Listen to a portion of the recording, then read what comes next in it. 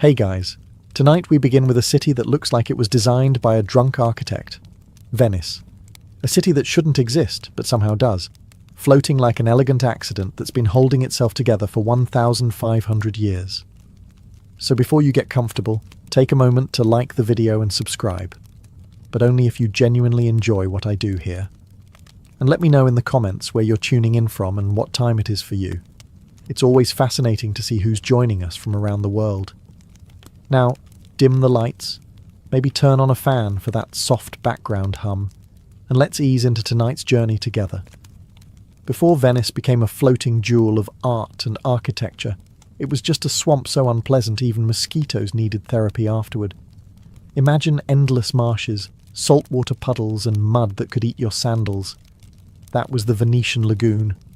The only thing it had going for it was that no one else wanted it. Back in the days of ancient Rome, this region was less La Serenissima and more La Swampissima. The empire that built aqueducts across mountains and bathhouses heated by science looked at this soggy mess and said, "Nope." You can picture a Roman surveyor standing ankle-deep in muck, sketching for a minute, then quietly tearing up the papyrus and going home early. Still, the Romans being Romans, they couldn't leave it completely alone. They built a few fishing posts and docks around the edges, mostly for the glory of trade and the occasional tax collection. But even they knew this wasn't the place for grand monuments. You can't exactly build a Colosseum when your foundation jiggles like pudding. They called the area Venici, plural, because there were multiple little islands, and probably multiple bad decisions involved in living on them. The locals were fishermen, salt collectors, and people who had apparently lost a bet with the gods. The lagoon offered protection, yes, but also ankle-deep misery for eternity. For centuries, the place just sat there, half land, half water, all damp. Rome ignored it, historians ignored it, even invaders ignored it. Nobody wanted to sack a place that already looked half-sacked. Then, in the 5th century, when the Roman Empire finally collapsed like an overcooked lasagna, barbarians swept through Italy, burning cities to the ground. The survivors looked around and thought, where can we go that no sane person would follow? And someone pointed to the lagoon. Problem solved. So they waded in, built huts on stilts, and told themselves it was temporary, the way every bad decision starts. They had no idea they were founding a city that would one day outlast empires. Rome's marble cracked. Its temples fell. Its emperors faded into myth. But the swamp? The swamp endured. Venice was born not out of ambition or destiny, but pure waterlogged stubbornness.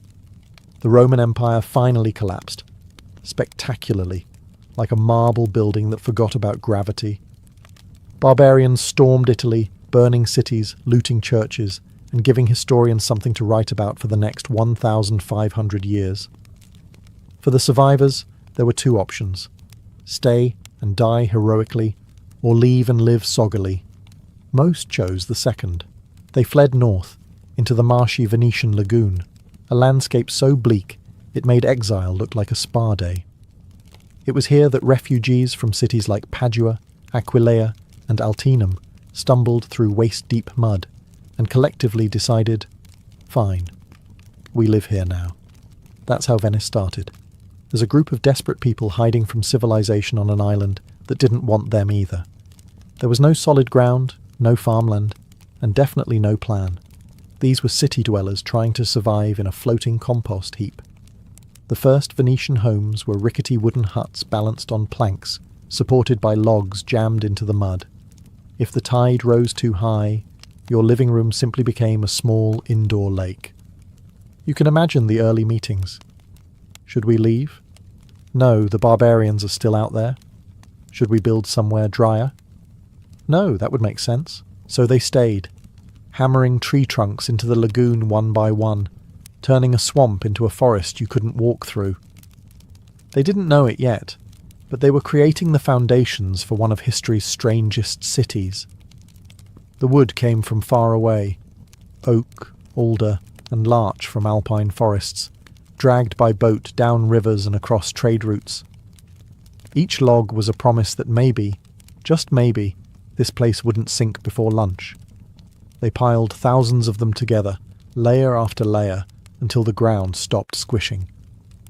That's how Venice began, as a refugee camp that accidentally discovered civil engineering.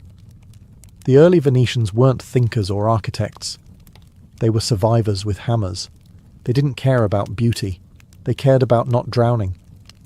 But as centuries passed, those soggy platforms hardened, the logs petrified, and the impossible city began to take shape. Venice was never planned. It was improvised, the longest-running temporary solution in world history. And somehow, it held.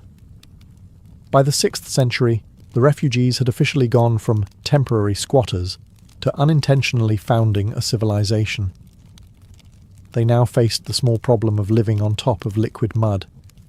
You can't just build cities on slime, at least, not unless you're Venetian and dangerously optimistic. The lagoon floor was a mess. Soft clay, shifting silt, and water that liked to rearrange everything twice a day. Most people would have moved. Venice said, "Let's double down." They began hammering millions of wooden piles deep into the seabed. Not a few dozen, not a few hundred.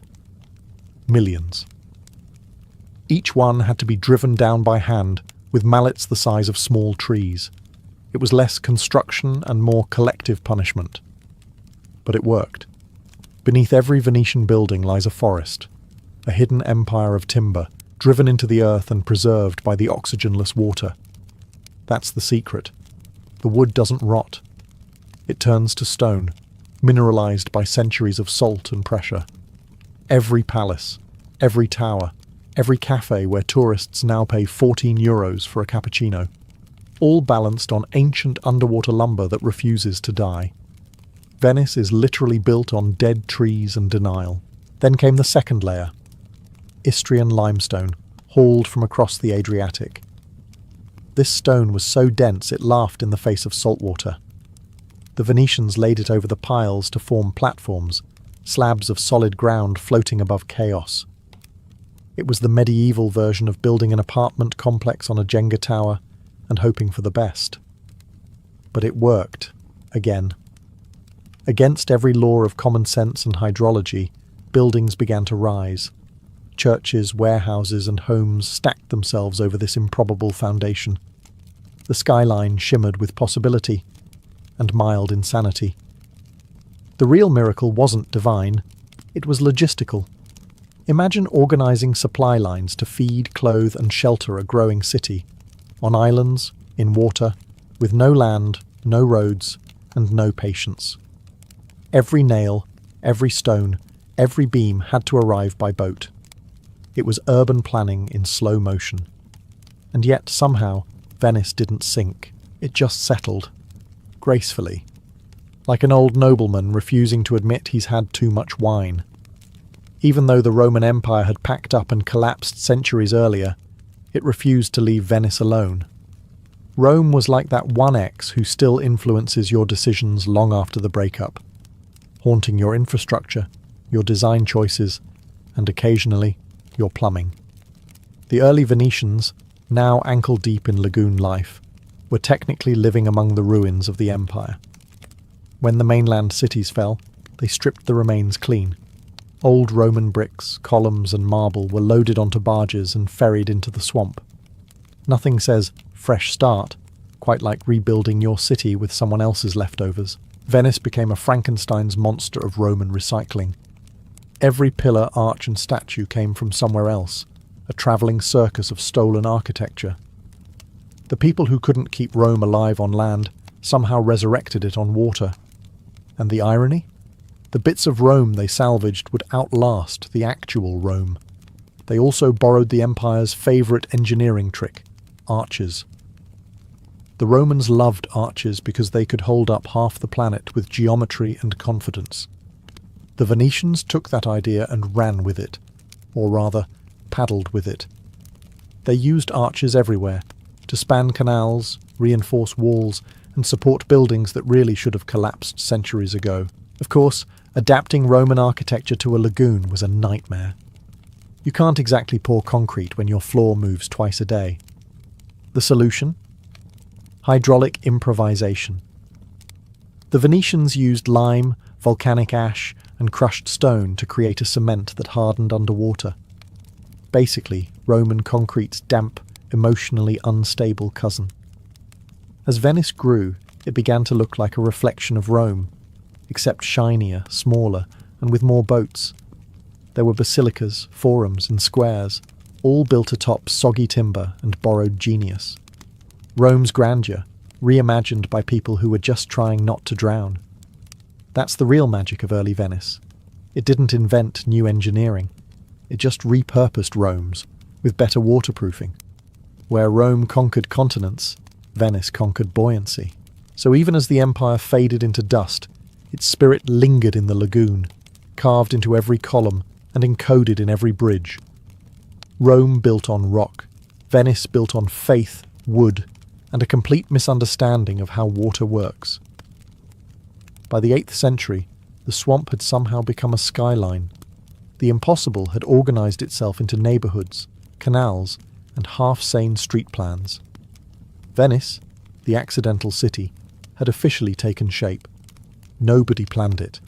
It simply happened the way mold happens when you ignore it long enough. Clusters of muddy huts evolved into villages, villages fused into islands, and islands were stitched together by bridges and trade routes. The whole thing looked less like an architectural plan and more like a coral reef, built slowly, organically, and in defiance of logic. Venice didn't rise, it accumulated. The population exploded. Fishermen became merchants, refugees became aristocrats, and the lagoon, once a hiding place for scared Romans, turned into a floating empire run by people who had absolutely no intention of touching dry land ever again. The Venetians weren't landowners, they were waterlords. Of course, the engineering nightmare never ended. The mud still shifted, the wood still creaked, and the sea still tried to repossess the property every few years. But Venetians, being professionally stubborn, simply adapted. They built more piles, more platforms, and more prayers. Churches were raised on wooden foundations so dense they could support marble domes without collapsing, at least on weekdays. The early canals became highways. Boats ferried goods, people, gossip, and the occasional corpse from one end of the lagoon to the other. It was urban flow management before traffic lights, and it only worked because everyone was equally lost. Venice also developed its own peculiar logic of survival. Since water surrounded everything, why build walls? The sea was the wall. Invaders couldn't reach them without drowning or getting distracted by seafood. The lagoon was both moat and miracle, a natural defense system built entirely out of inconvenience. By the year 800, the city had elected its first doge, essentially a glorified mayor in a fancy hat, and declared itself independent from both empires and reality. Venice had arrived, a city of salt and strategy, wood and wealth, that somehow managed to exist between two elements, land and water, chaos and civilization. And all it took was centuries of backbreaking labour, unending anxiety, and blind confidence in timber. By the 9th century, Venice had gone from muddy refugee camp to thriving aquatic tax haven. The swamp dwellers had evolved into merchants, sailors, and politicians who looked at water and saw opportunity, and probably a few unpaid docking fees. Venice wasn't built on land, so it didn't behave like a land city. It didn't have walls, farms, or horses. It had gondolas, sailors, and people who could balance on boats better than they could walk. It was a city designed by fish, for people who refused to drown. The lagoon that once kept invaders out became a gateway to the world. The Venetians turned their swamp into a naval empire, building ships faster than other nations could sink them. Their fleets connected Constantinople, Egypt, and the rest of Europe, trading everything from spices to silk to mild political corruption. Every dockyard was an orchestra of chaos, hammers pounding, ropes snapping, sailors yelling, and someone inevitably falling in. The Venetians became masters of maritime engineering, designing lightweight, fast ships that could outrun pirates and outmaneuver rivals. These weren't just traders. They were weaponized accountants with sails, and the city itself was booming. not figuratively, but audibly. Construction never stopped. Palaces grew out of the lagoon like coral reefs covered in marble. Every family that made money immediately tried to prove it by building a house slightly taller, shinier, or more impractical than their neighbours. If your home didn't threaten to collapse under its own luxury, were you even Venetian?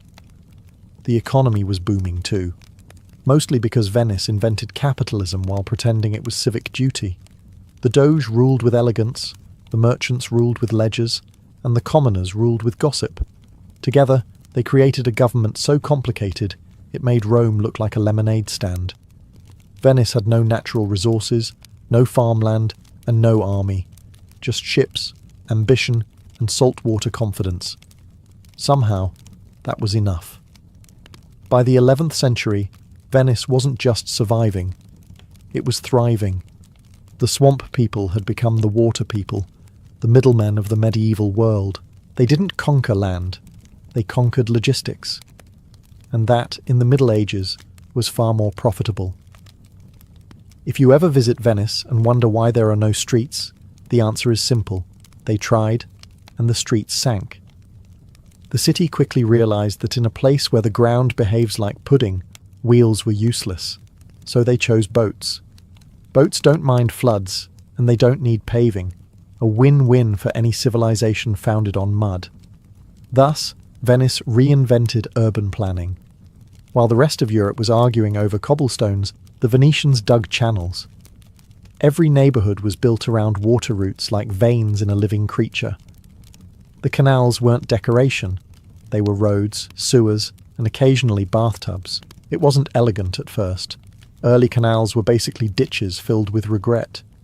But the Venetians, being stubborn perfectionists, dredged and reshaped them until the lagoon became an aquatic grid system. They lined the edges with stone embankments, turning marshy chaos into navigable beauty.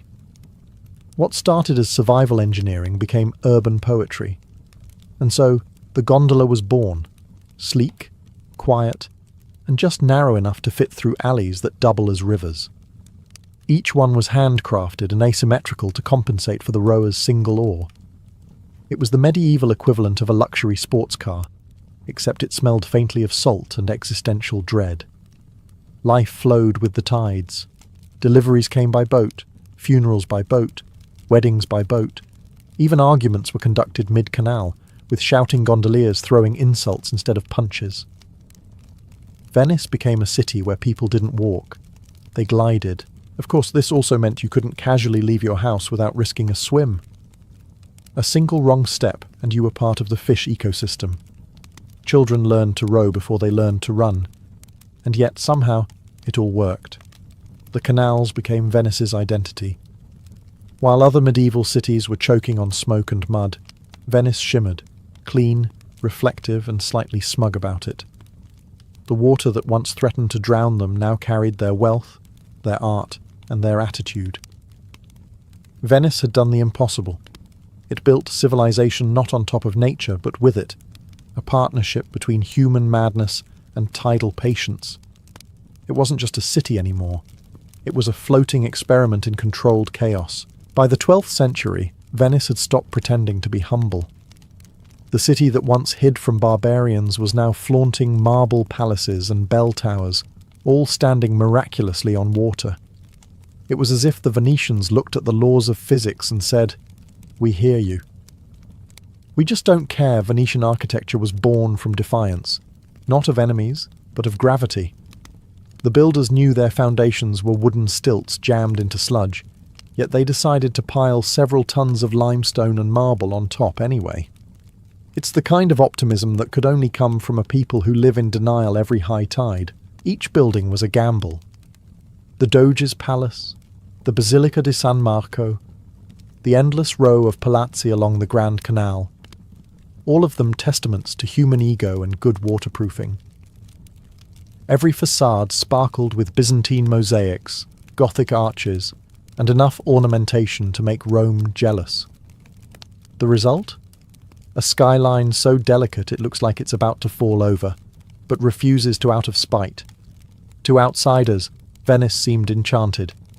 To locals, it was just stressful. The weight of all that beauty was literally dragging the city down. A slow-motion collapse they called subsidence, or as modern engineers put it, "We told you so." But Venetians didn't stop.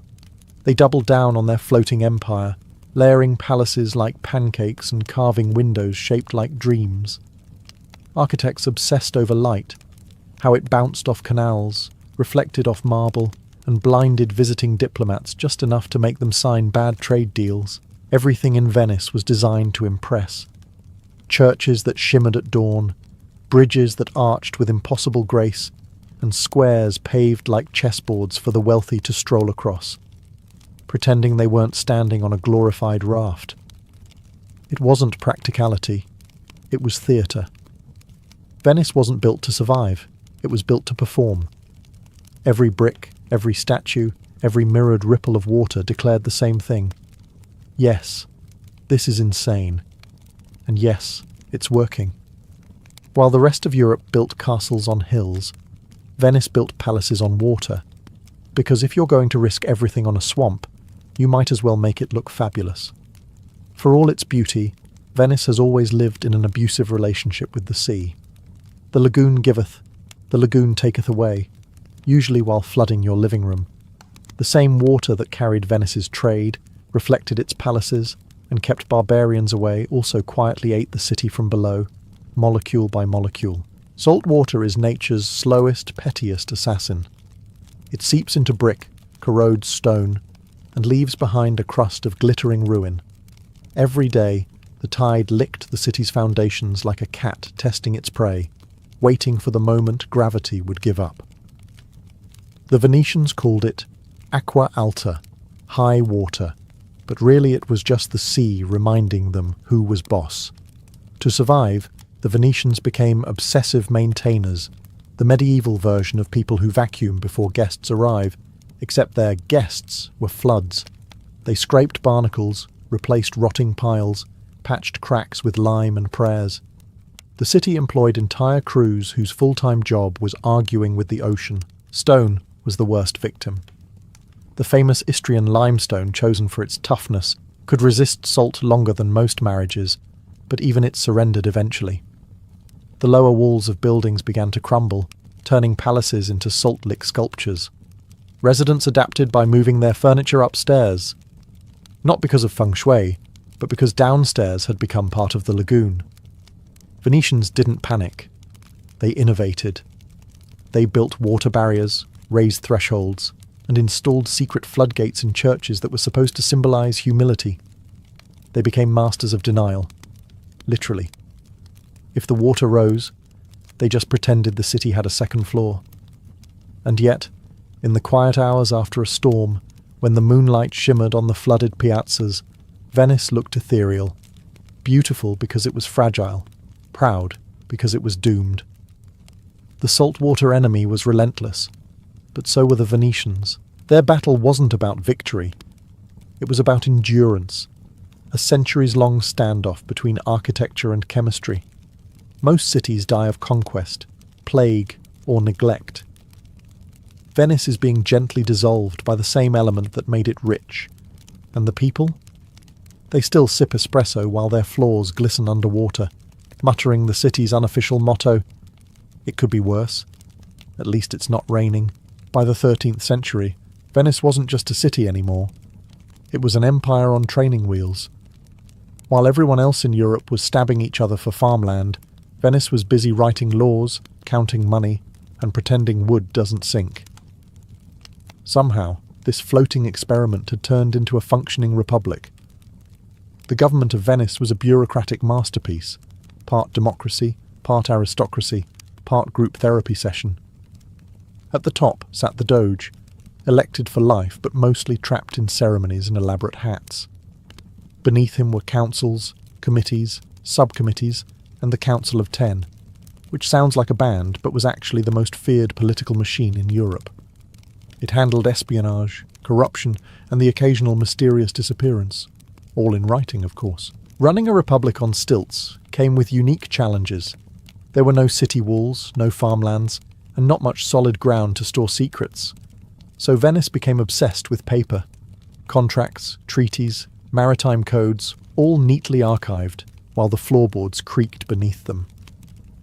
Diplomats described the city as a masterpiece of order built entirely on chaos. They weren't wrong. Venetian politics ran on two things: trade and paranoia. The city's power depended on the sea, and the sea was unpredictable, just like its rivals. Every citizen was part merchant, part spy. Information moved faster than ships, and gossip was currency. You didn't just sell silk or salt, you sold intel. Venice basically invented LinkedIn, but wetter. Meanwhile, the economy flourished. The Arsenale, Venice's shipyard, could build a galley in a single day, centuries before mass production became a buzzword. Imagine an assembly line powered by hammers, rope, and loud opinions. Ships rolled out daily, carrying goods, soldiers, and sometimes questionable morals. And through it all, the city balanced, literally. The same creaking foundations that held palaces now held the machinery of government. Every decision, every law, every pile-driven compromise kept Venice afloat in more ways than one. The Republic of Venice wasn't born from ideology. It was born from logistics. It worked not because it was fair or moral, but because it was organized, ruthlessly, beautifully, and with just enough corruption to stay interesting. In short, Venice didn't rise through conquest. It rose through paperwork. By the 15th century, Venice had entered its Renaissance era, the golden age when art, money, and ego collided beautifully. The city was rich beyond reason, glittering with trade profits and moral flexibility. It had no land, no army, and no fresh water.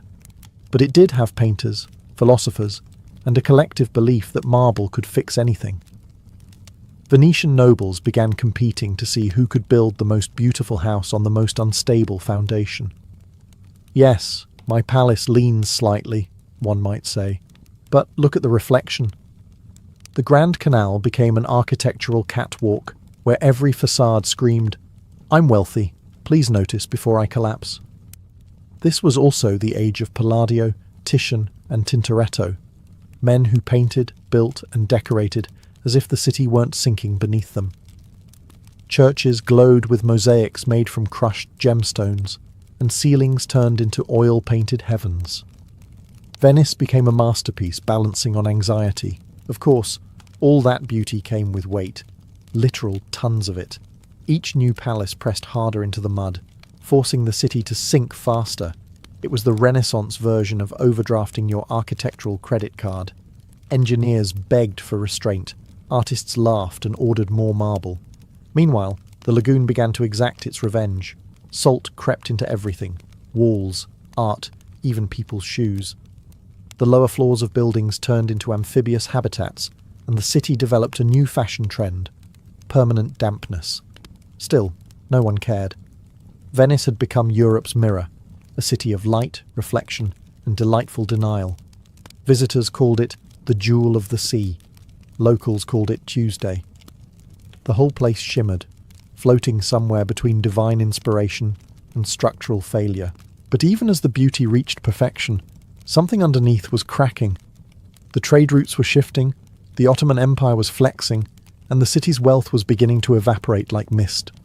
The Golden Age glittered because everyone was too polite to admit the tide was rising. Venice, in all her painted glory, had built her Renaissance on borrowed time and borrowed lumber. The city wasn't defying gravity anymore. It was negotiating with it, one tide at a time. Venice had a problem, and for once it wasn't flooding. It was logistics. By the 16th century, the Grand Canal had become the city's main artery, wide, majestic, and utterly inconvenient to cross. There were ferries, yes, but they were slow, wet, and smelled like wet democracy. The people demanded a bridge. Now, most cities would just build one and move on. Venice, however, debated the matter for decades, because every architect knew that putting a stone bridge across a moving body of water resting on mud was optimistic. But in true Venetian fashion, they decided to do it anyway. Elegantly and with maximum risk. Enter the Rialto Bridge, completed in 1591, the most beautiful engineering gamble in Renaissance Europe. It was a single-span stone arch stretching 24 metres across the Grand Canal, balanced perfectly on thousands of timber piles beneath. Critics said it would collapse immediately. Engineers said it was impossible. The Venetians said, "Hold my wine." They built it in 3 years. No scaffolding, no steel, no margin for error, just math, marble, and unreasonable confidence. When the bridge opened, people walked across it cautiously, waiting for disaster. But the thing refused to fall, as if gravity itself was too impressed to interfere. The Rialto became more than a bridge. It was a stage. Shops lined both sides, selling jewellery, silk, and probably overpriced souvenirs even then. It connected the city's two hearts, the market of San Polo and the grandeur of San Marco, in one sweeping gesture of arrogance and grace. Other cities built bridges to get somewhere. Venice built one to show off. It was the Renaissance equivalent of a flex post. Look at me. I'm standing on physics. And of course, it became an instant icon. Travellers marvelled at its impossible curve.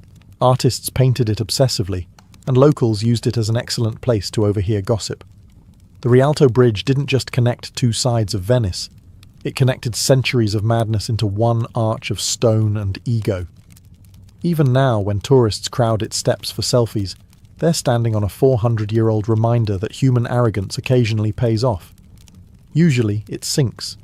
But in Venice, it somehow floats. By the late Renaissance, Venice had become the world's most glamorous science experiment. The city wasn't just built near water. It was built with it, on it, and occasionally under it. Every tide, every storm, every full moon was a reminder that living here required equal parts faith and physics.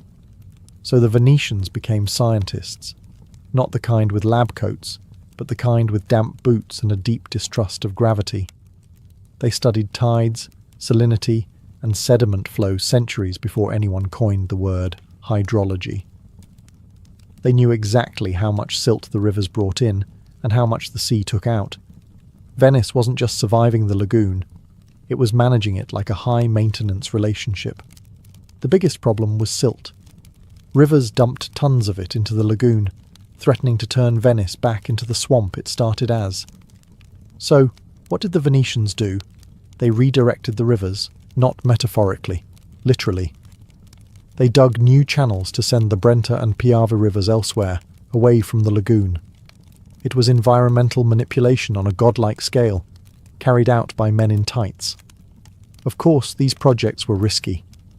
Diverting rivers could easily flood nearby towns, but that wasn't Venice's problem. Those towns were on land, and therefore unimportant. Then came the floodgates. Wooden barriers designed to hold back the worst tides. They weren't perfect, but they gave the illusion of control, which is really all humanity has ever wanted from nature. Venetian engineers were basically the first to look at the ocean and say, "You work for me now." The city's obsession with balance became both its brilliance and its curse. Everything, tides, trade, architecture, even politics, was a delicate equation that had to be constantly adjusted. One wrong calculation, and you'd wake up owning a fish farm instead of a bedroom.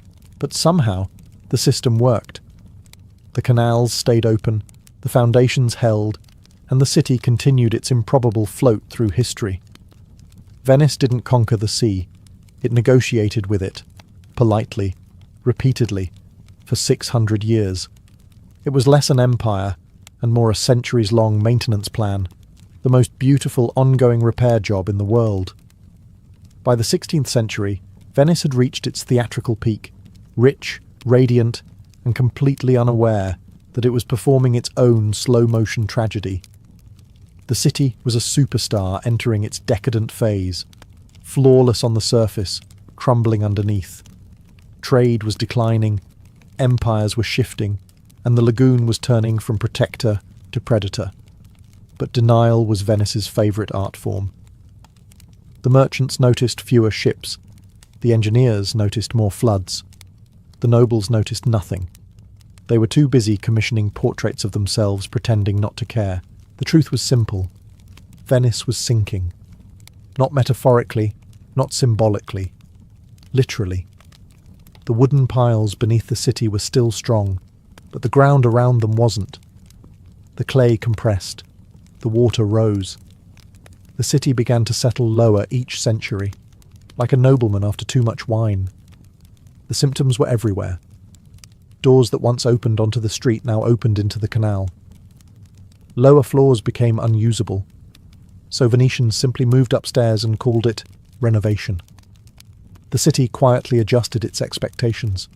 Engineers proposed solutions, raising the streets, building higher embankments, praying harder. Each one helped for a decade before the sea shrugged and came back stronger. Nature, it turned out, was not interested in architectural negotiation, but instead of despairing, Venice turned its decay into an aesthetic. Artists painted its soft light, its quiet melancholy, its shimmering reflections of ruin. Writers described it as a city caught between life and memory. In truth, it was caught between tides. Even the tourists, early ones dressed in lace and idealism, loved it more for its fragility. Venice became Europe's favourite dying beauty, tragic, glamorous, and slightly damp. Meanwhile, the Venetians carried on like professionals. The government still met, the gondoliers still argued, and the Doge still waved politely from balconies that were slowly sinking out of view. Venice wasn't collapsing overnight. It was rehearsing collapse indefinitely. A city too proud to die quickly. It was still rich, still beautiful, still ridiculous, just wetter. The engineers took notes, the poets wept, and the sea kept applauding. Because even drowning, Venice knew how to make it look graceful. 5 centuries later, Venice is still standing, or rather, hovering suspiciously close to not standing at all. The same wooden piles driven into mud 1,000 years ago are still there, holding up a Renaissance dream that refuses to admit it's mostly luck. It's a miracle of endurance and poor planning. The city never truly conquered nature. It just negotiated with it, daily, with the patience of a tired marriage. The sea rises, Venice adjusts. The salt eats, Venice repaints. Floods come, Venetians shrug and order espresso. Every inch of the city is an argument between human pride and the physics of water. Modern engineers call it subsidence. Locals call it Tuesday. The streets flood, the tourists panic, and the gondoliers carry on singing like this is fine. Because to them, it is. They've been living in a slow apocalypse for centuries. When you've seen entire empires vanish under the waves of history, a little high tide doesn't scare you. The real secret of Venice isn't its beauty. It's its refusal to die properly.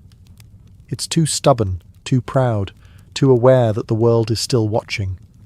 The city that began as a refugee camp in a swamp became a republic, an empire, an art gallery, and finally, a cautionary tale about building anything near water. And yet, it endures. Every bridge and canal is part of a choreography, a centuries-long balancing act between ambition and decay. The same marble that dazzled the Renaissance still glows at sunset, its reflection rippling in the canals like time itself laughing softly. The city may sink, but its image never does.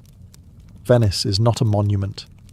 It's a performance, one that's been running for 1,500 years without intermission. The actors change, the water rises, the set warps a little, but the show goes on, and maybe that's the real lesson of Venice. You don't need to win against nature. You just need good lighting, excellent balance, and the confidence to keep pretending it's all under control. The rest is maintenance. High in the fog-drenched Alborz Mountains, where the wind whispered through stone and legend, a fortress named Alamut guarded more than walls. It guarded an idea. To the common folk, it was the eagle's nest, a citadel unreachable and unseen, ruled by men who spoke softly, yet made empires tremble.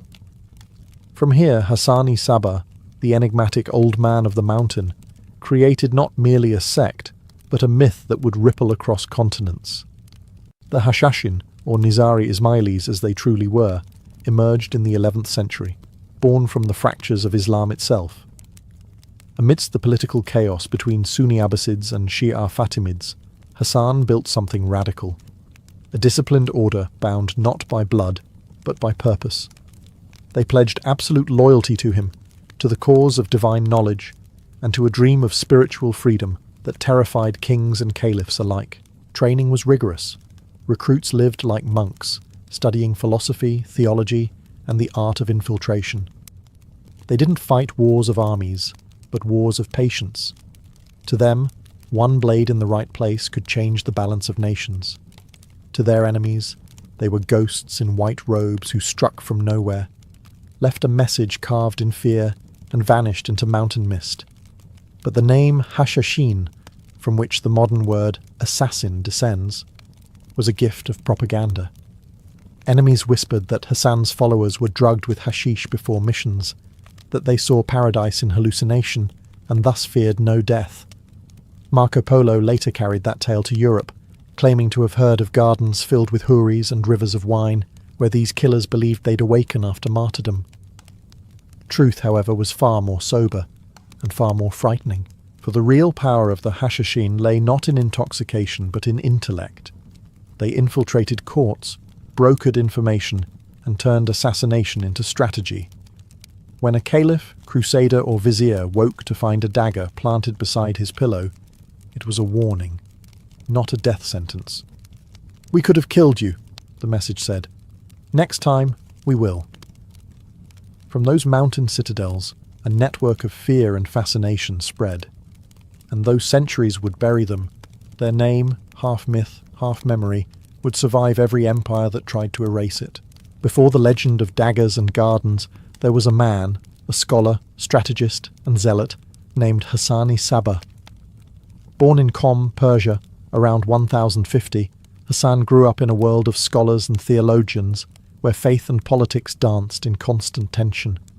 He was a prodigy, intelligent, austere, and utterly convinced that truth could be found only through reason guided by faith. He studied under the Fatimids in Cairo, absorbing the doctrines of the Ismaili sect. Yet even among fanatics, Hassan was exceptional. His brilliance earned him both respect and exile.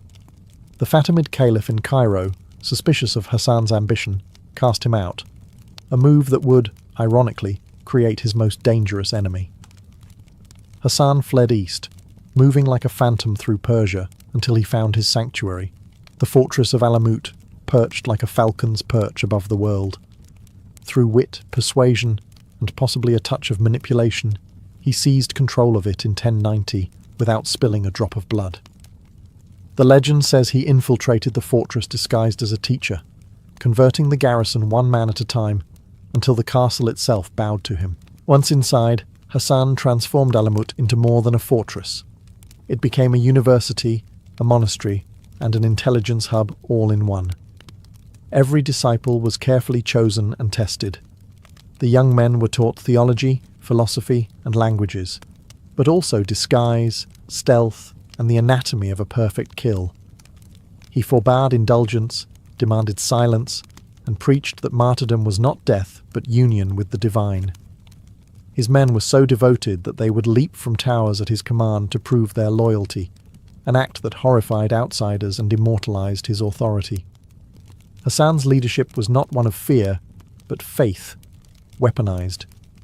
He ruled for 35 years without leaving Alamut once, directing operations through letters, coded messages, and whispers carried by loyal couriers. Assassinations under his command were surgical. Viziers, generals, even Seljuk princes fell by daggers guided by his ideology. To his enemies, Hassan was a madman cloaked in sanctity. To his followers, he was the proof that divine truth could be achieved through absolute discipline. In the shadowed chambers of Alamut, he became both prophet and puppeteer, the mind behind the myth that would one day terrify the entire medieval world. Inside the stone walls of Alamut, discipline was scripture. Hassan-i-Sabah's creed demanded more than faith. It required surrender of the self. The men who came to serve him were stripped of family ties, wealth, and identity. They emerged as feeders, those who sacrifice. To them, death was not punishment, but fulfillment. Hassan's genius lay in transforming belief into obedience so complete that even empires feared to whisper his name. Each initiate's training began not with weapons, but with silence. They learned to fast, to watch, to wait. They memorized texts from the Quran and from Ismaili philosophy until thought itself became a weapon. Only when their minds were sharpened were they taught the blade. Every motion was ritual, the drawing of the dagger, the strike, the retreat. Failure was not permitted. Those who hesitated never returned from their missions, and those who succeeded became living shadows. It wasn't brute strength that made the Hashashin dangerous. It was precision. Unlike the wild raids of crusaders or the massed armies of sultans, their strikes were personal, surgical, and theatrical. They did not kill for pleasure or loot. They killed to deliver messages. A single assassination might halt an invasion, end a feud, or reshape a dynasty's policy overnight. Hassan had created the first psychological warfare network long before the term existed, and yet their creed was not chaos. Hassan's assassins followed strict moral parameters. Their targets were chosen with deliberation, often men who had betrayed pacts, persecuted the Ismailis, or threatened their survival. To kill without purpose was forbidden. To die without conviction was shameful. In time, their methods inspired terror bordering on superstition. The dagger left on a pillow, the whisper in the dark, the rumour of a man smiling before death, all became signatures of the Hashashin. Even hardened generals would pray before sleeping, fearing that a servant or bodyguard might already be one of Hassan's own. To outsiders, they were fanatics. But within Alamut's halls, they saw themselves as soldiers of truth, men who believed that one act of sacrifice could purify a world poisoned by corruption. Their creed was simple yet absolute. The blade serves not hatred, but destiny. And in that, they found both purpose and peace. By the early 12th century, the name Hashashin had already begun to crawl through the corridors of power like a chill. The first confirmed assassinations were not random acts of terror, but strategic executions, carried out with almost theatrical precision. Hassani Saba's men didn't merely kill, they performed death. Each strike was both message and miracle, a demonstration of reach that mocked every fortress, guard and army on earth.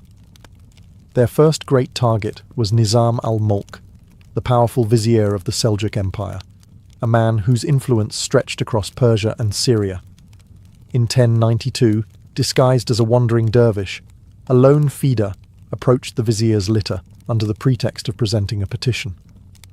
When the vizier unrolled the paper, the assassin plunged a dagger into his heart. The fida was instantly cut down by guards, but the message had been delivered. Even the mightiest minister was not beyond the mountain's grasp. News of the killing spread like wildfire, and with it came a kind of awe. The Hashashin had no armies, yet they wielded the power of fear more effectively than any legion. They operated with surgical intelligence, blending faith, politics, and theatre into one potent formula. Each mission was designed to echo, to whisper through the courts of sultans and crusader kings alike. Soon, assassination became diplomacy. Princes who once cursed Hassan's name began to send him tribute, desperate to buy safety. Rumours swirled that the Hashashin maintained spies in every royal court, that no oath or alliance was safe. Even crusaders in distant Jerusalem spoke of them in hushed tones, believing them to be invisible servants of death. But Hassan was not reckless. Each strike was chosen to maximize terror with minimal bloodshed.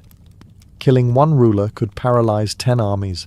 Leaving a warning dagger on a pillow could achieve more than a massacre. Hassan's true genius lay not in the act of murder, but in the threat of it.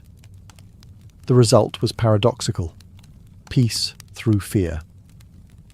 Villages near Alamut slept soundly, untouched by war, because everyone knew that crossing Hassan's path meant vanishing from history. It was controlled by myth, and Hassan was its invisible emperor, ruling the world from his eagle's nest with nothing but whispers and blades. When Marco Polo passed through the East 2 centuries later, he brought with him one of history's most enduring and misleading legends. He claimed that Hassani Sabah lured young men into his service using an earthly paradise, a secret garden filled with wine, women, and wonder. Drugged with hashish, the initiates would awaken in this artificial Eden, believing they had glimpsed the rewards of martyrdom. When they awoke again in Alamut, Hassan would tell them, "Serve me, and you shall return to paradise forever." It was a story made for medieval Europe, a tale of Eastern decadence and devilish cunning. But while it captured imaginations from Venice to Paris, the truth was less indulgent and far more intelligent. There is no record, in any Persian or Arabic source, of such a garden ever existing. The myth likely came from hostile chroniclers eager to portray the Ismailis as heretics, intoxicated by drugs and illusion. To the Sunni orthodoxy, calling them hashish users, hashashin, was a way to strip them of legitimacy, to turn a disciplined religious order into a pack of fanatics. Yet, as with all effective propaganda, there was a seed of psychological brilliance buried in the tale.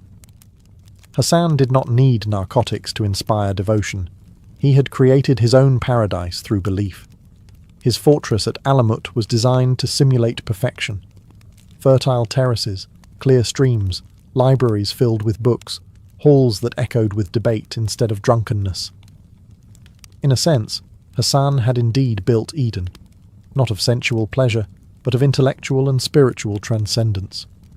Still, the myth of the hashish garden stuck, for it explained what outsiders could not comprehend. How men could walk unflinchingly into death with calm smiles and steady hands. To crusaders and chroniclers, it was easier to believe in drugged obedience than in spiritual conviction. And so, the name assassins, born from slander, would become their immortal brand. Hassan never corrected the rumour. He didn't need to. Let kings believe his men were demons. Let chroniclers think they were dreamers, high on paradise smoke. The more unbelievable the story, the greater its power. In that silence, the old man of the mountain understood the first rule of myth-making. The lie that terrifies is worth more than the truth that reassures.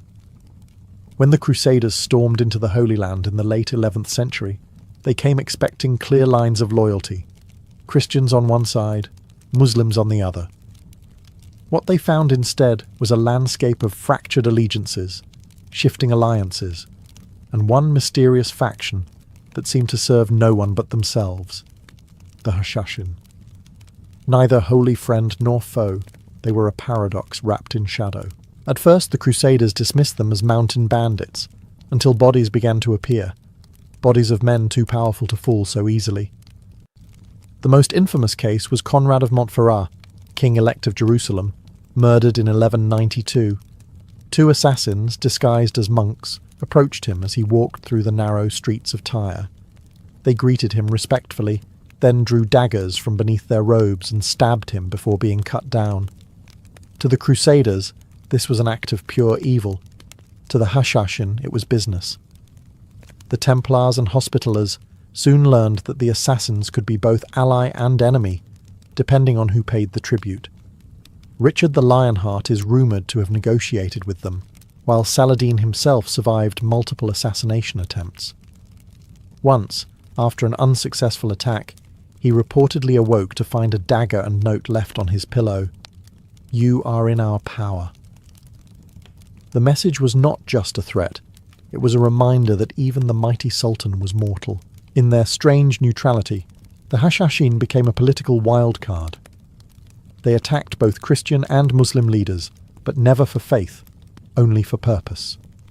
Some Crusader chroniclers even admired them, describing their courage and the eerie calm with which they faced death. Others, horrified, claimed they were demons who worshipped false gods in the mountains. Their influence extended beyond swords and politics. They introduced Europe to the idea of the invisible killer, the man who moves unseen, acts alone, and topples empires with one well-placed strike.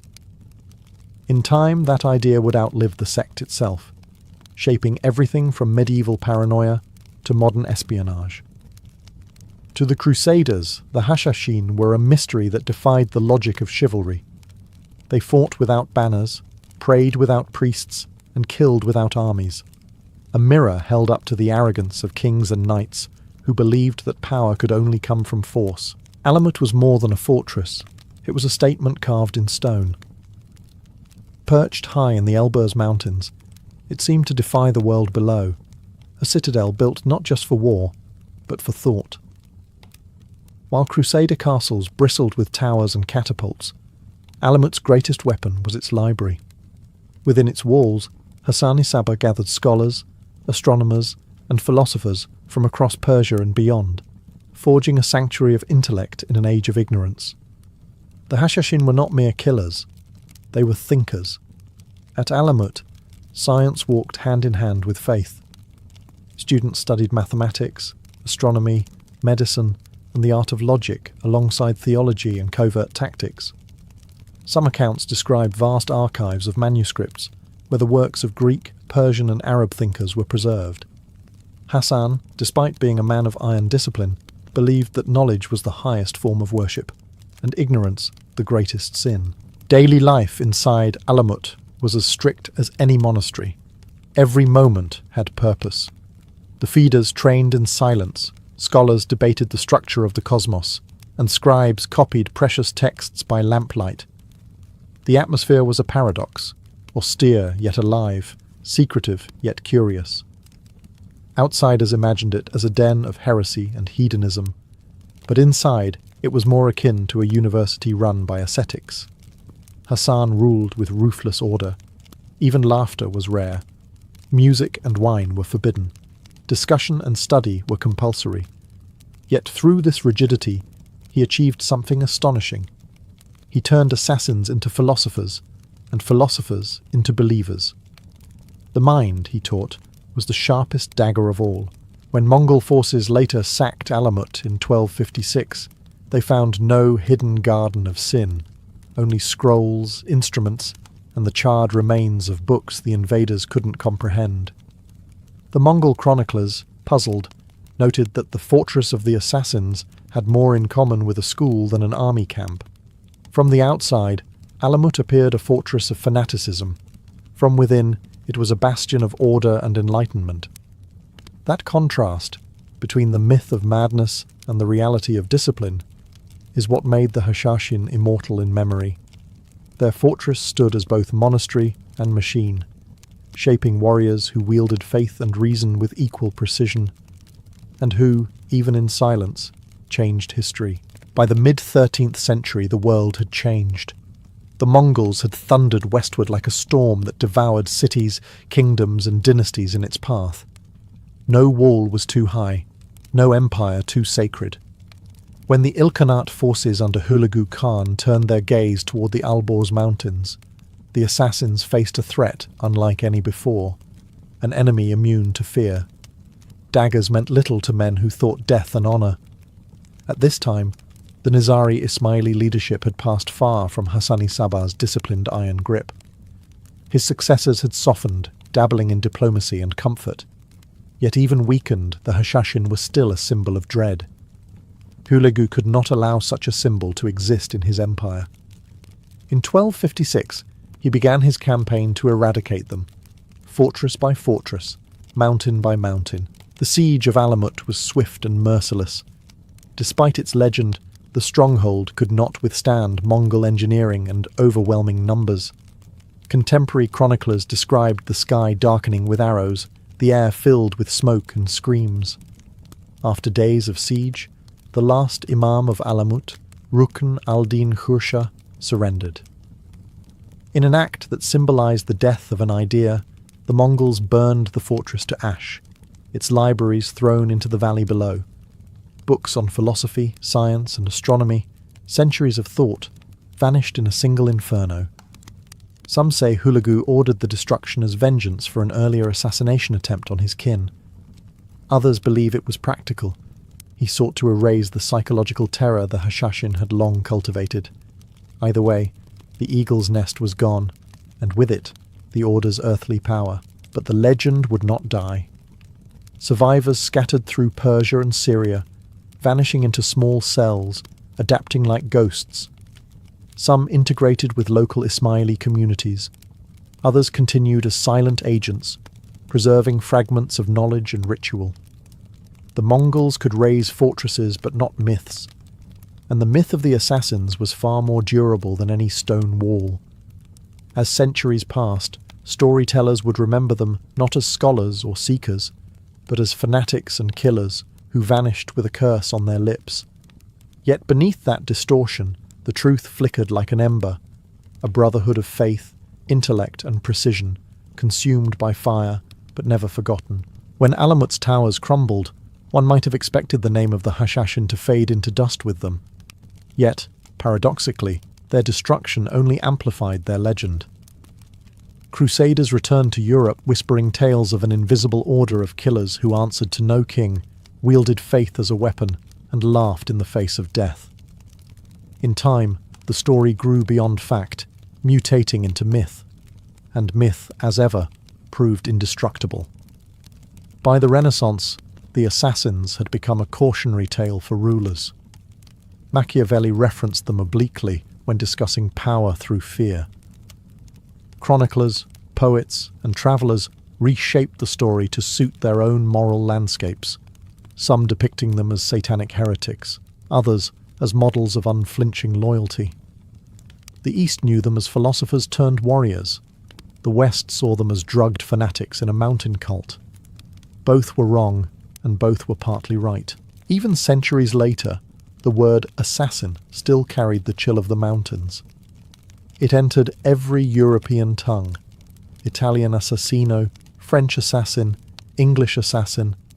Its roots buried deep in misunderstanding. Yet from that misunderstanding bloomed fascination. Painters, playwrights, and eventually novelists found in them a symbol of rebellion against tyranny, of the individual's power to strike at the untouchable. In the modern era, the myth took on new life. From romantic Orientalism to modern fiction and film, the assassins were reborn as freedom fighters, visionaries, and even proto-revolutionaries. The video games and novels of the 21st century turned their creed into a philosophy of liberation. Nothing is true, everything is permitted. A phrase that, while apocryphal, perfectly captured how the world imagined them. Skeptical of authority, loyal only to an idea greater than kings. But beyond the legends and pop culture, something essential remains. The Hashashin represented more than daggers in the dark. They embodied the tension between intellect and fanaticism, knowledge and obedience, secrecy and revelation. Their story is not just about murder, but about meaning, how belief, when refined to its sharpest edge, can become both a weapon and a mirror. Today, the name assassin no longer belongs to Hassan's mountain disciples, but to the myth they left behind. A warning that ideas, once loosed into the world, cannot be conquered, not by fire, not by empire, and not even by time itself. The Silk Road began not with silk, but with hunger. Before jade, gold, and spices filled the caravans, the traders had to fill themselves. From China's ancient Chang'an to the bazaars of Persia, food was the first universal language, the one that kept merchants alive across deserts and mountains. Every grain of flour, every fig, every sip of water mattered more than any gem in a saddlebag. In the vast deserts of Central Asia, bread was both symbol and survival. It came in endless shapes. The Persian nani sangak baked on hot stones, the Central Asian lepeshka slapped against the inside of clay tandoors, and the chewy, rope-patterned Uyghur bread baked under sand and embers. Each loaf carried the mark of its region, and when traders met at dusty way stations, they shared bread before names. To break bread on the Silk Road was not just to eat, it was to declare peace, if only for a night. Dates and dried fruit followed the caravans like loyal companions. Their sweetness outlasted any journey. Camel drivers from Arabia packed figs and raisins wrapped in linen. Persian merchants carried pistachios and almonds, and Chinese envoys brought preserved apricots from the orchards of Turpan. In a world without refrigeration, nature's candy kept men alive and civilized. Around campfires, those simple ingredients were mixed into stews: lentils with goat, barley with onions, a pinch of salt traded for a jewel's worth. Water, however, was the real treasure. It was often flavoured with whatever was available: mint leaves, saffron, or a slice of lemon if fortune smiled. Tea, when available, was a ceremony in itself. The Chinese brewed it green and pure. The Persians perfumed it with rose. The nomads mixed it with yak butter and salt, turning it into liquid energy. As the sun fell over the dunes, the air filled with the scent of meat roasting on open flames. Mutton skewers sizzling beside pots of Persian stew or Mongolian soup thickened with barley. Merchants would sit cross-legged, sharing from one pot, arguing over trade routes and poetry. The Silk Road was never just a highway of goods. It was a table set across continents. Every meal, every shared crust, turned strangers into temporary kin. And long before empires traded ideas or religion, they traded flavour. If bread was the Silk Road's heartbeat, spices were its perfume, invisible yet unforgettable. Their aroma travelled farther than any caravan could. Long before merchants traded silk by the bale, they traded flavour by the handful. A single sack of cinnamon or pepper could buy a horse. A pouch of saffron was treated like treasure. On this road of dust and wind, spices were wealth that could fit in your palm. The journey began in India, where cardamom, turmeric, and black pepper were harvested under a burning sun. These spices travelled north with Persian traders and west with Arab merchants, eventually flavouring stews in Byzantium and soups in Xi'an. The Persians, masters of fragrance, blended saffron, cumin, and dried rose petals into rice dishes like pilaf, transforming humble grains into royal feasts. To them, scent and flavour were acts of worship, a prayer expressed through the nose and tongue. In China, spice was less about heat and more about harmony. Ginger, star anise, and cinnamon bark weren't meant to burn the palate, but to balance it. The Chinese philosophy of yin and yang extended into their food. Sweet balanced bitter, spice balanced salt. When Persian merchants arrived with sacks of pepper and Arab coffee beans, the Chinese responded with their own exotic gift: tea. What followed was the world's first exchange of taste and temperament. Caravanserais, those desert inns that dotted the Silk Road, became the crossroads of cuisines. Travellers from India might share lentil stew rich with turmeric next to a Mongol roasting lamb over an open flame, while a Persian trader ground cloves into wine. The air inside was thick with smoke, laughter, and the layered scent of distant lands. Spices didn't just change meals, they changed economies and empires. They made kings crave trade routes and sent explorers sailing into the unknown centuries later. But for the travellers of the Silk Road, they were something simpler: comfort. A pinch of cumin could make the cold mountains of Pamir feel a little closer to home. Every dish, every grain of salt and drop of oil told a story that no map could capture. On the Silk Road, spices didn't just flavour food, they flavoured civilization itself. Imagine the sun setting over a caravanserai, that roadside fortress where merchants, monks and mercenaries met under one roof. The air hums with languages: Persian, Arabic, Turkic, Greek and Chinese, all tangled together like smoke. Outside, camels groan and settle in the dust. Inside, fires flicker beneath iron pots. The Silk Road may have been a highway of commerce, but its true heart beat around these campfire feasts. Food was the one currency that everyone respected. A bowl of stew shared between strangers could erase borders. Persian cooks often led the kitchen, their craft admired from Samarkand to Aleppo. They simmered lamb and chickpeas with dried limes, garlic and saffron, filling the night air with a golden aroma. Nomads contributed what they knew best: meat grilled on skewers, flavoured with only salt and smoke. Meanwhile, Chinese traders unwrapped dumplings, small doughy miracles stuffed with minced pork or vegetables, and steamed them in bamboo baskets balanced over coals. Each feast became a fusion of geography. A Greek merchant poured his dark wine into a shared cup. An Arab scholar ground coffee beans roasted over sand.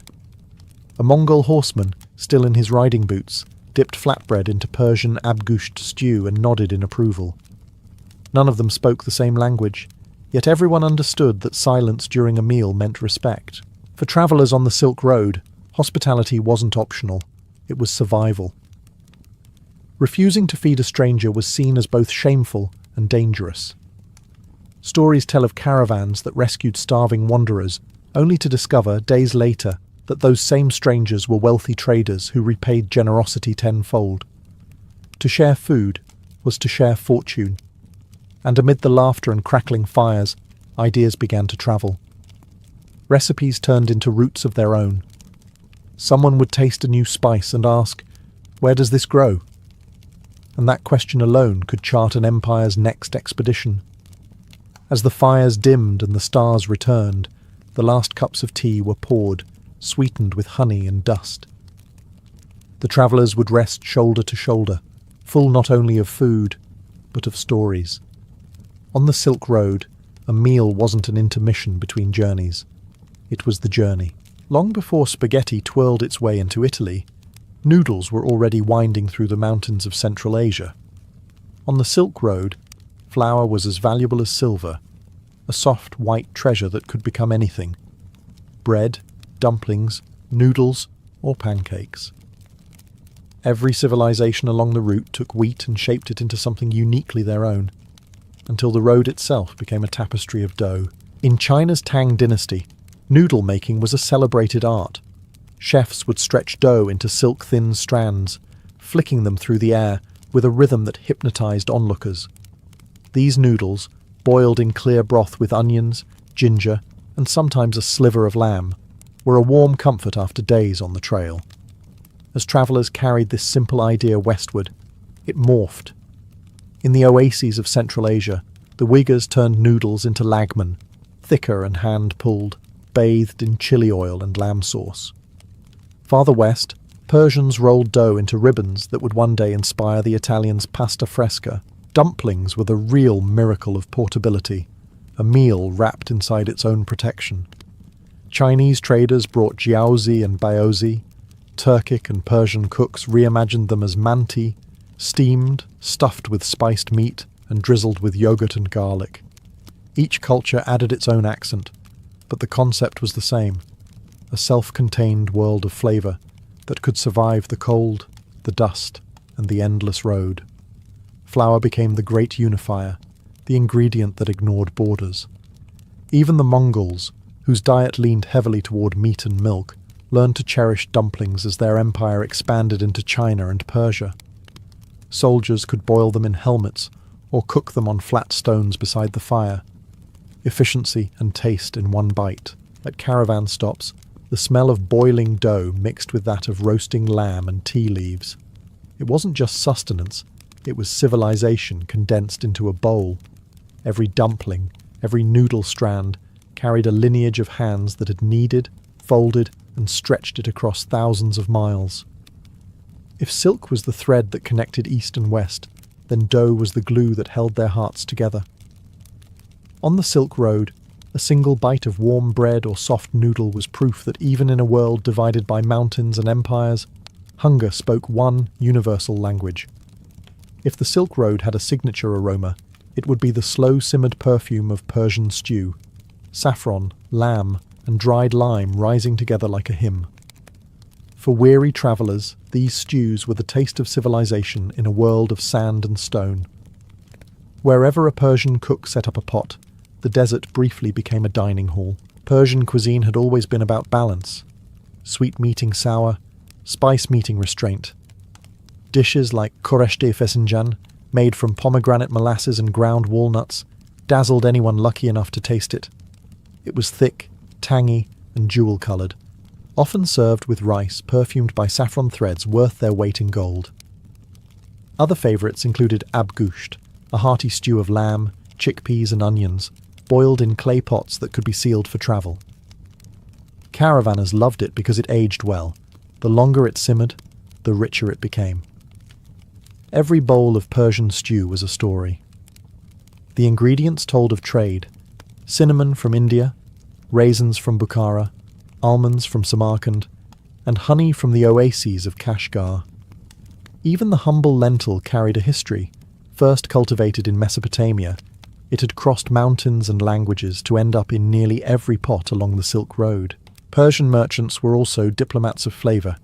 Their food united travellers who might otherwise have drawn swords.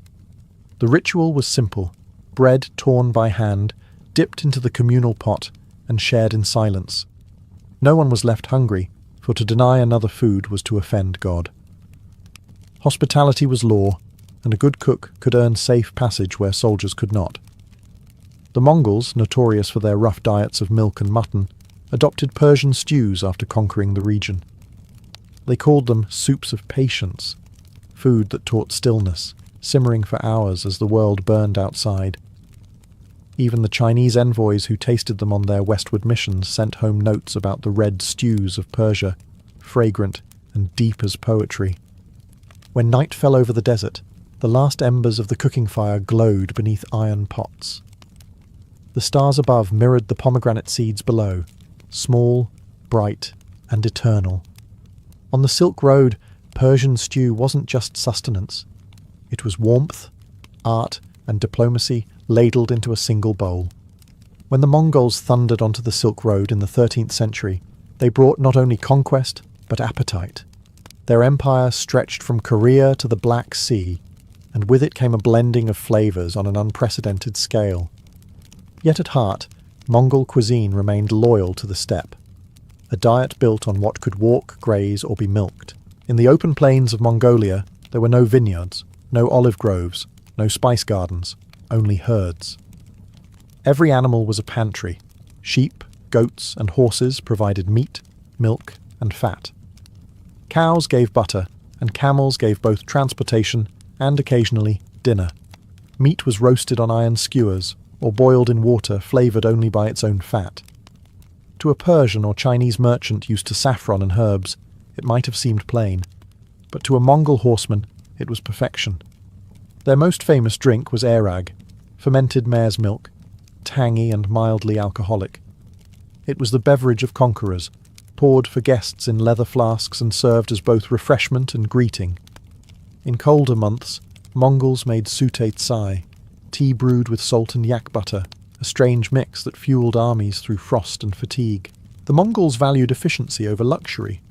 Food needed to travel easily and last long. Dried curds called arul were perfect for the road, rock-hard nuggets of milk that could last months without spoiling.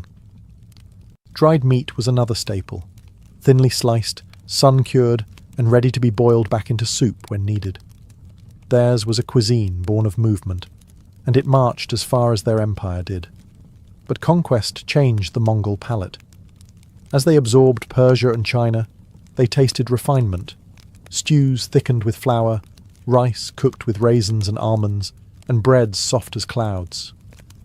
In their courts, cooks from every corner of the empire experimented together, creating what might be the first global menu. The Mongol table became a mirror of empire, simple at its roots yet vast in influence. It carried the fire of the steppes into the palaces of Baghdad and the tea-houses of Beijing, and when their empire finally fractured, the flavours they'd gathered refused to die. They lingered, stubborn as smoke on wool across the Silk Road for centuries to come. After days of heat and silence, the first sight of an oasis was enough to make a traveller weep. Palms shimmered in the distance like green flames, and the scent of water reached before the sound. For merchants trudging through the Taklamakan or the Syrian desert, these pockets of paradise were more than resting points. They were living kitchens where the Silk Road's flavours were born anew. Each oasis had its own character, defined by what grew there.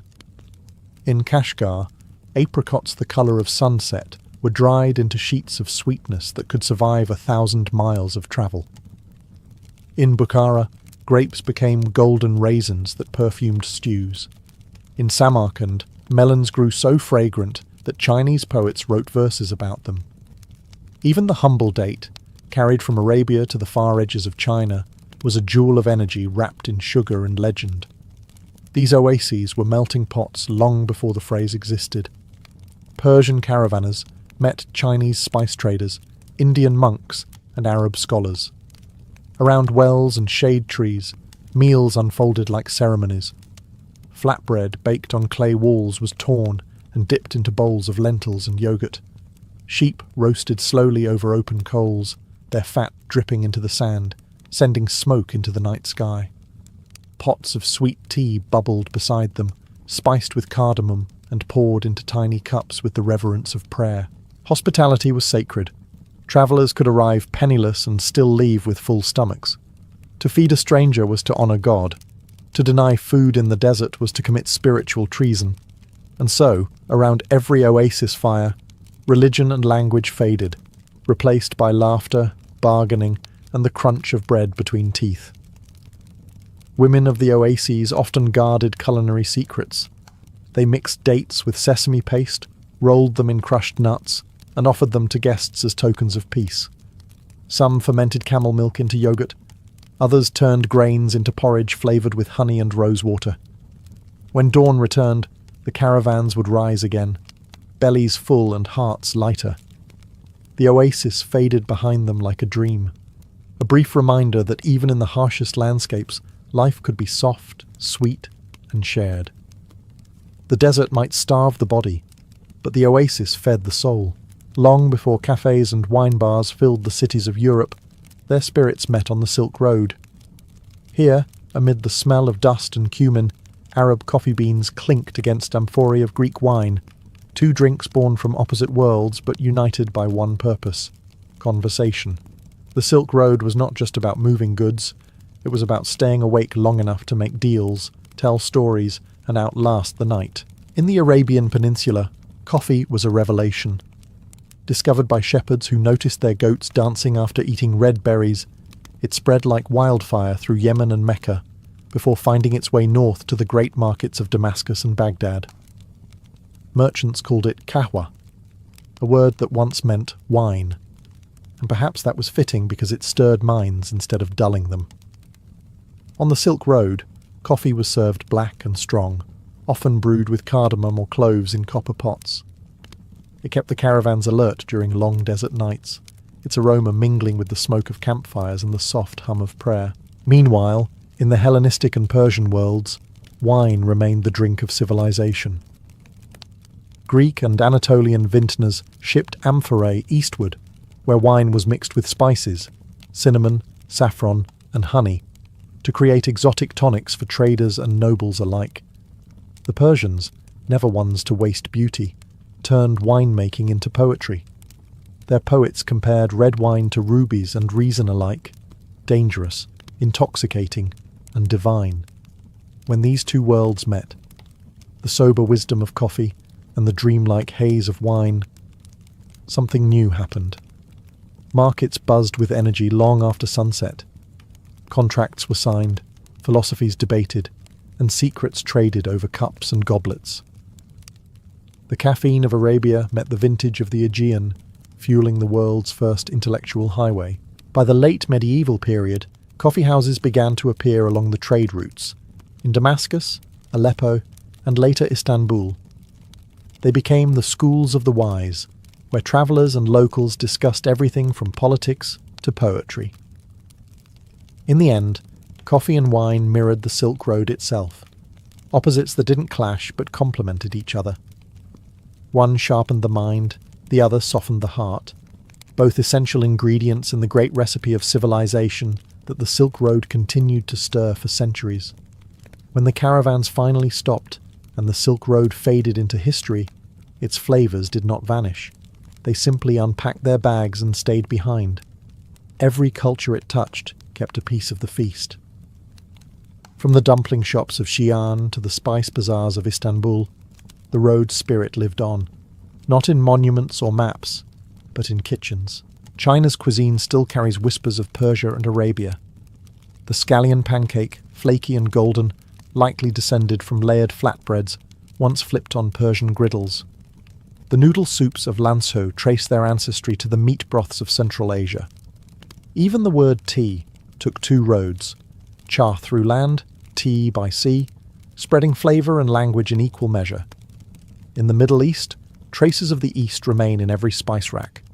Cardamom and cinnamon from India, cloves from the Maluku Islands, and sesame from China became inseparable from Arab and Persian kitchens. Dishes like pilaf and samsa, the ancestors of modern samosas, are proof that recipes travel faster than armies. What began as trade became tradition. In Europe, the legacy was equally profound. Venetian merchants imported not just silk, but sugar, dates, and almonds, forever changing Western desserts. Even pasta, the pride of Italy, owes something to those early travellers who carried the noodle westward. The Silk Road may have ended, but the dinner table became its permanent embassy. Modern globalization, for all its noise, merely echoes what the Silk Road achieved with camel bells and campfires. Today's sushi in Paris, kebab in New York, or coffee in Seoul is the same old story told with different spices, strangers sitting down to share warmth and curiosity through taste. More than goods or gold, it was food that proved the world could be connected by pleasure rather than conquest. A bowl of stew, a cup of tea, a shared loaf of bread, these were the real treaties of history. The road may have eroded, but its recipes endure, written not in ink, but in flavour. To eat anywhere today is to taste the Silk Road, the ghost of a meal passed from hand to hand, century to century, uniting empires long after the last caravan vanished beyond the dunes. For the Vikings, survival was an everyday negotiation with nature. Their world was carved from rock, ice, and sea, a place where summer was a rumour and winter the dominant season. In Scandinavia, the growing season barely lasted a few months, and the sea was both pantry and predator. To live here required foresight, discipline, and a deep understanding of how to cheat decay itself. The Vikings didn't just eat to live, they engineered survival through the art of preservation. In summer, the fjords came alive with activity. Men hauled in nets of cod, herring, and salmon, the ocean's true treasure. These catches weren't meant for the table, but for the future. Along the coast, fish racks called yell lined the cliffs, stretching like wooden ribs against the horizon. Here, the salt air and constant wind worked their quiet alchemy. The flesh dried slowly until it became stockfish, hard as wood, light as bone, and able to last for years. This dried fish would feed sailors, settlers, and raiders alike, sustaining them through voyages that reached Iceland, Greenland, and beyond. Salt was another guardian of life, though it came at a price. Scandinavia had little of it, so Viking traders sailed south to the Frisian coasts, or even to England to barter for the white gold. Once back home, salt turned slaughter into strategy. Pork, beef, and seal meat were rubbed and packed into barrels, layered with fat and sealed tight. Buried underground or stored in cool huts, these barrels became the beating heart of every longhouse, a guarantee against the hunger months. But the Vikings were more than butchers and fishers. They were scientists of fermentation. Milk became skyr, a thick, sour cousin of yogurt, or surmjolk, tangy and slightly fizzy, packed with nutrients. Vegetables, scarce though they were chopped, brined, and left to transform into pickles that brightened the darkest winter meal. Even ale was a kind of preservation, liquid bread that kept safer than water, and then there was smoke, the Viking signature. In low, turf-roofed huts, alder wood burned slow and fragrant. Fish, mutton, and reindeer hung above the embers for days until coated in a golden protective crust. The result was both shield and seasoning, food that resisted time. The Vikings didn't cook for pleasure, they cooked to endure. And in mastering rot, wind, salt, and flame, they turned survival into an art form. If there was one preservation technique that defined Viking life, it was drying. The simplest, most natural, and most vital of all. Without it, the northern world would have starved. The air itself became their refrigerator, the wind their silent labourer. In a land where the sun never set in summer but refused to rise in winter, drying was the alchemy that turned fleeting abundance into endurance. During the brief fishing season, Viking coasts came alive. Boats returned heavy with cod, herring and salmon, their scales flashing like coins in the pale sun. The catch was cleaned, gutted, and hung by the tail on vast wooden racks called yell, stretching for miles along the fjords. These skeletal structures became a familiar sight, rows of fish swinging gently in the breeze, guarded by gulls and the occasional hungry fox. The drying process was a delicate balance. The air had to be cold enough to prevent rot, yet dry enough to draw out moisture. Luckily, the Nordic climate, cold, windy, and low in humidity, was perfect. No fire, no salt, no magic, just time and patience. Within weeks, the fish would harden into stockfish, tough, pale, and nearly indestructible. When struck, it sounded like wood. When softened in water and boiled, it became nourishment dense enough to sustain voyages across the North Atlantic. Stockfish was more than food. It was currency. It could be traded for grain, salt, or weapons, and was prized from Norway to Constantinople. Its longevity made it the ideal export for Viking traders, who filled their ships with dried fish alongside amber and furs. In Iceland, hard fish, became so common that it replaced bread on many tables. Drying wasn't limited to fish. Meat, too, was cut thin, salted lightly if possible, and hung in the same winds. Even herbs, mushrooms, and berries were dried and stored in woven sacks, ensuring that something of summer could be tasted when snow sealed the earth. In a world without sugar or refrigeration, the Vikings mastered the art of letting the elements work for them. Drying was the quiet heartbeat of their survival, a pact between man and nature. The wind took their labour, and in return, it gave them life. If air was the Vikings' first ally, salt was their second, though far rarer and far more precious. In the harsh north, salt was not just a seasoning, it was power. It could turn meat into treasure and fish into fortune. Yet Scandinavia's cold coasts offered little in the way of natural salt pans, forcing the Norse to rely on trade, ingenuity, and the sea itself. Viking merchants understood early that control over salt meant control over survival. They imported it from the salt works of Frisia, Brittany, and northern Germany, hauling sacks of coarse, glittering crystals aboard their longships. Some settlements on Denmark's coasts experimented with their own production, boiling seawater over fires until only crusty white flakes remained. But it was expensive and fuel-hungry. For most Viking families, salt was used like gold dust, sprinkled sparingly and with reverence. Its purpose was not flavour, it was preservation.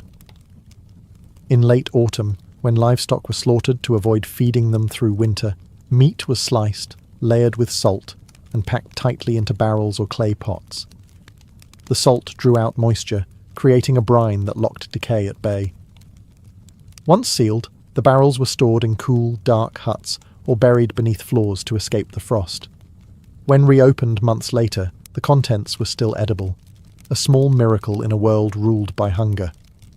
Fish too, especially herring, cod and mackerel, were treated this way. Salted fish became a Viking export almost as important as dried stockfish. It travelled south to markets in England, France, and even Byzantium, where it was considered a delicacy from the edge of the world. Salted butter and cheese, meanwhile, became everyday luxuries, traded within communities as symbols of prosperity. But the true genius of salt lay in its universality. It preserved meat for warriors, fish for sailors, and dairy for farmers. It turned perishable food into transportable wealth. The Vikings might not have understood microbiology, but they understood something deeper, that salt was both life and loyalty. To waste it was to court famine. To hoard it was to command respect. In the sagas, heroes sought glory, gold, and land. But in the quiet corners of Viking homesteads, the real victories were sealed in barrels of salted flesh that kept death waiting just a little longer. If drying was the Vikings' whisper and salt their secret, then smoke was their song, the rich, fragrant heartbeat of northern preservation. Long before ovens or spices softened food's edge, smoke was both tool and shield. It flavoured, hardened, and sanctified what the Vikings hunted and fished. In the north, fire didn't just warm homes, it built time itself, allowing meat to last through months of darkness. The process began in a simple hut, the elders or smokehouse. Inside, a low fire burned slowly, fed with damp wood from alder, birch, or juniper. No roaring flames, no bright light, just smouldering embers producing thick, aromatic smoke. Above the fire, poles were fixed where meat and fish hung like offerings. Over hours, days, and sometimes weeks, the smoke wrapped every piece in a cloak of flavour and protection. Fish was the favourite canvas for this art. Herring, cod, and salmon, abundant in the northern seas, were brined lightly, then suspended over the fire until they darkened into glossy amber. The result was rooked fisk, smoky, chewy, and resistant to decay. For the Vikings, it was the perfect travel food, lightweight, portable, and nourishing even after long voyages. Meat followed the same ritual. Pork bellies, mutton legs, and even game like reindeer and seal were smoked until firm and aromatic. The smoke infused not only flavour, but safety, keeping insects and mould at bay in humid coastal air. Sometimes, the meat was smoked so heavily that it could last for years, softening again only after soaking and boiling. The smell of a Viking settlement was unmistakable, salt, sea, and smoke mingling into a scent of defiance against nature. Inside the longhouse, soot-blackened beams bore witness to countless winters survived on smoked fare. Children grew up with it, warriors packed it, and sailors carried it across oceans. Even dairy joined the ritual. Cheese and butter, when smoked, acquired a nutty sharpness that elevated humble meals. The Vikings may not have known the chemistry behind it, but they understood its poetry, that smoke turned perishability into permanence. To them, the curling wisps rising from the fire were not just preservation, they were prayers. Prayers that their food would last, their ships would return, and their world, harsh as it was, would always have the smell of life lingering in the air. Fermentation was the Vikings' quiet miracle, a science born from necessity and instinct. In a land where freezing winds and fleeting summers ruled, the Vikings learned to harness time, rot, and bacteria to transform perishable food into long-lasting sustenance. It was survival through controlled decay, and it worked beautifully. Milk, the most abundant and fragile food of all, became the centerpiece of Viking fermentation. Fresh milk spoiled within days, but when left in cool clay jars or animal skin bags, it soured naturally. The result was surmjölk, sour milk that could last for weeks and tasted sharp and invigorating. With a bit of patience and stirring, it became skyr, a thick, protein-rich cousin to yogurt that filled bellies and fueled voyages. It was so nutritious that even warriors carried it aboard their ships, packed in wooden tubs. The same philosophy applied to vegetables, though these were rarer in the north. Cabbage, onions, and wild greens were chopped, salted, and submerged in brine. Weeks later, they emerged as pickled relishes bursting with acidity and life. These fermented vegetables replenished nutrients lost during long winters and added flavour to otherwise monotonous meals of fish and meat. It was, unknowingly, a stroke of nutritional genius. Even grains and drinks were not exempt from fermentation's touch. Barley became ale, a liquid staple safer to drink than water. Honey transformed into mjöd, a golden, lightly alcoholic drink reserved for feasts and rituals. The Vikings might not have understood yeast, but they understood magic, that nature could turn something humble into something powerful. Fermentation was also a matter of culture, quite literally. Every household maintained its own microbial signature. The sour milk in one longhouse might taste entirely different from that of a neighbouring farm, shaped by the local air, soil, and even the wood of the storage barrels. What modern scientists call probiotics, the Vikings simply called life. There was wisdom in their rot. Fermentation demanded patience, faith, and respect for nature's invisible helpers. In every bubbling pot or sour jar, the Vikings found proof that decay could sustain, not destroy. They had discovered that preservation wasn't about defeating nature, it was about partnering with it. And in that partnership, they thrived where few others could. When the first frost touched the fjords, Viking life shifted from harvest to hibernation. Winter wasn't a season. It was an adversary. Everything that wasn't preserved, stored, or sealed would vanish under ice and darkness. And so, long before the snow arrived, Viking households transformed into workshops of survival, where barrels, jars, and pits became as important as swords and sails. The Viking barrel was an engineering marvel. Crafted from oak or pine staves bound with iron hoops, it was airtight, portable, and nearly indestructible. These barrels were used to store everything: salted meat, smoked fish, butter, ale, and even fermenting cabbage. Each longhouse had a storeroom, cool and dim, often dug partly into the earth. There, barrels lined the walls like sentinels, their contents preserving not just calories, but hope. Salted pork and beef rested in brine so dense that nothing could spoil it. Layers of fat and wax sealed the surface to keep out air. Nearby, smaller barrels held pickled vegetables, shredded cabbage, turnips, or wild onions steeped in sour liquid that kept scurvy at bay through the long dark. Dairy, too, found its place in storage. Butter was clarified into smør, packed tightly, and buried in cool ground to harden like gold. Every Viking winter was a countdown. Families measured the season by how full or empty the storage barrels became. A cracked lid or leaking brine could mean hunger by February. It was a delicate system, built on vigilance and tradition. Every generation refining the craft, every meal a testament to last summer's labour. Even beverages were preserved in barrels. Ale and mead were brewed in autumn, sealed tightly, and stored until Yule.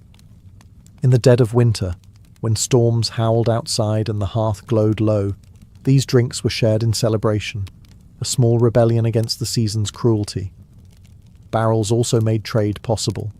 Salted fish, cured meats and butter could travel across seas, sustaining armies and settlers alike.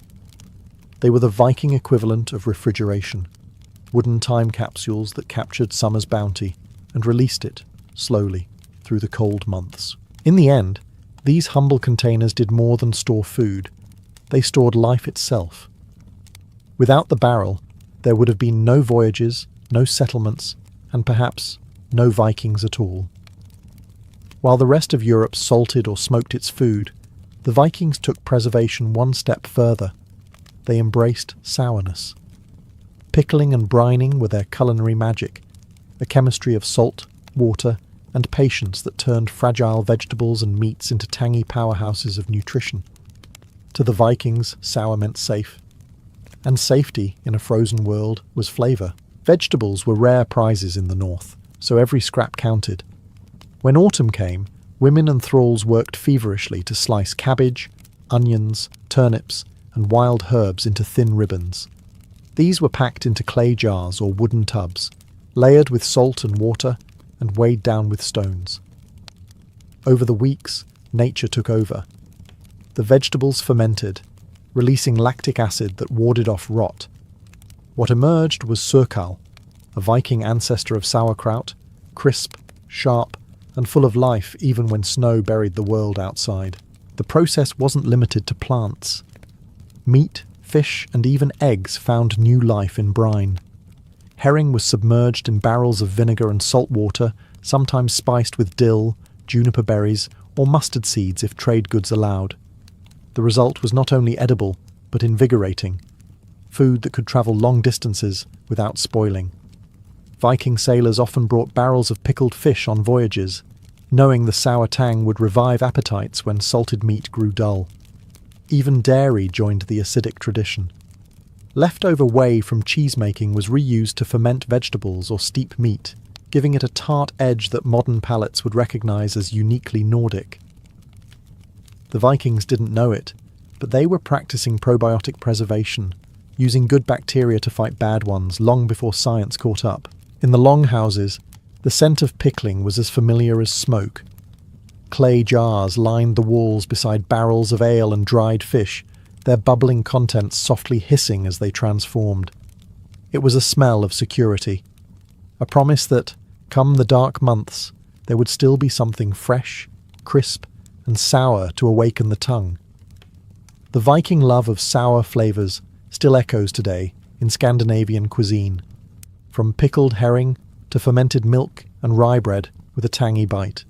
Long before refrigeration, the Vikings mastered the art of turning decay into renewal. Proof that even in a brutal climate, life could still be deliciously alive. For all their skill at storing and rationing food, the Vikings were not joyless eaters. When the harvest came in or a raid returned heavy with spoils, the longhouses erupted into celebration. Preservation wasn't just about survival, it was about abundance made visible. Every smoked ham, every barrel of mead, every wheel of aged cheese represented victory over time. A feast was proof that their methods had worked, that the gods had favoured their craft. At these gatherings, the longhouse became a glowing cathedral of warmth. Torches flickered against carved beams blackened by years of smoke. The air filled with the mingled scents of meat, fat, and honey. Tables, rough planks laid over barrels, groaned under platters of roasted pork, smoked salmon, salted lamb, and pickled vegetables. There was no delicate plating here. Everything came in portions fit for giants. The cooks, often women or thralls, used preserved ingredients like artists using pigments. Dried cod was soaked and stewed with onions and butter. Smoked meat was sliced thin and layered over flatbread. Sour milk became drink or sauce, mixed with herbs and salt. Even the simplest dish carried the memory of the labour that had made it possible: fishing, salting, drying, fermenting, waiting. At the centre of every feast was mead, honey fermented into liquid sunlight. It was poured endlessly, foaming and golden, into wooden cups that passed from hand to hand. Mead bound the feast together, loosening tongues and kindling stories. Warriors boasted of battles, traders bragged of distant ports, and skalds, the poets, recited sagas between gulps. To drink was not mere indulgence, it was communion, a ritual acknowledgement that life had once again endured the elements. Music and laughter filled the hall, echoing through the dark countryside. Outside, the world froze and howled, but inside there was heat, noise, and survival turned into celebration. When food preservation was a matter of life and death, a feast was an act of defiance. A reminder that even in the cruel north, the Vikings could not only endure, but thrive. These moments were brief, but their meaning lingered. Each feast was a cycle completed, a reward earned through labour and patience. The Vikings didn't feast despite hardship. They feasted because of it. Preservation, after all, wasn't just about saving food. It was about saving joy for when the world needed it most. When the Viking Age faded into legend, their ships rotted and their kingdoms crumbled, but their foodways endured. The preservation methods they perfected in fjords and frozen fields became the DNA of Scandinavian cuisine. Long after the raids stopped, the drying racks, smokehouses, and sour barrels remained, shaping how entire nations ate, traded, and thought about survival. In Norway, the art of drying fish still reigns supreme. Along the northern coast, wooden racks heavy with cod stand against the sea wind exactly as they did 1,000 years ago. The product, stockfish, is still exported worldwide, its preparation nearly unchanged since the days of Leif Erikson. In Iceland, hardfiska is a national snack, eaten with butter and pride, a direct link to the Viking past. Each bite is history you can chew. Sweden and Denmark carried forward the Viking love of pickling and fermenting. Modern surströmming, the notorious fermented herring, is the wild descendant of Viking brine barrels. Its pungent aroma is both a punchline and a point of heritage, a reminder that sourness once meant survival. Scandinavian chefs today, from Copenhagen to Oslo, still chase that same balance of salt, acid, and smoke, proof that ancient necessity became timeless flavour. Even the Viking barrel has descendants. The use of wooden casks to age beer, ferment wine, and store food spread across Europe through Norse trade routes. The Vikings didn't invent the barrel, but they weaponized it, turning it into a tool that let them carry their world wherever they sailed. The same technology that preserved cod and pork would one day preserve whiskey and wine. Their legacy also lived through health. Without knowing the words probiotic or nutrition, the Vikings developed diets rich in bacteria and minerals that protected them from disease and scurvy. The fermented cabbage, sour milk, and salted fish that kept them alive in winter are now recognized as dietary powerhouses, ancestral forms of what we call superfoods. To modernize, Viking cuisine may look harsh, a landscape of dried, sour, and salted things. Yet within that harshness lies genius, a cuisine built to outlast death itself. The Vikings learned not to fight their climate, but to adapt to it, to make preservation not just a method, but a mindset. And that mindset, like the smoke of their hearths, still lingers over the North Sea.